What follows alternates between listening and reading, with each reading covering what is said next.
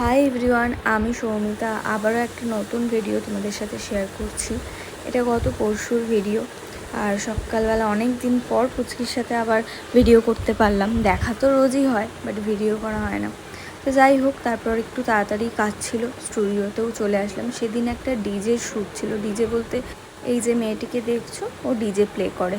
তো ওরই কিছু প্রোফাইলের জন্য ও শ্যুট করতে এসেছিলো।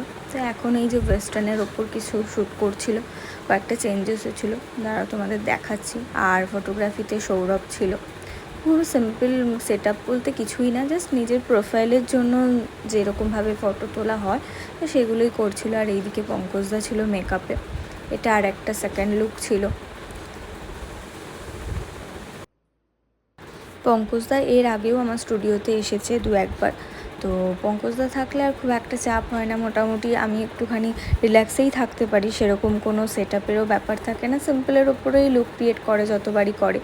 আর এইদিকে এই যে আমি আর সৌরভ অনেকক্ষণ একা বসেছিলাম, তো দুজনে খিদেও পেয়ে গিয়েছিলো এবার, কারণ দুটো লুক ছিল। দুটো লুক বলতে একটা ওয়েস্টার্নের ওপর আর এই যে একটা ব্রাইডাল রেডি করছে সেটার ওপরে ছিল।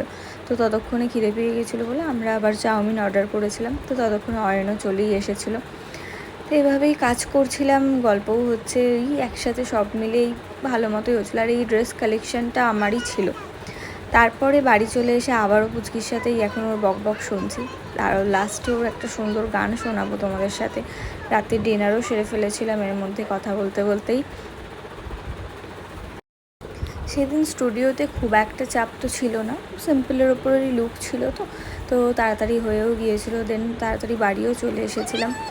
আর এই যে পুচকির গান শোনো, ও এখন রিলস দেখে দেখে এই গান শিখেছে।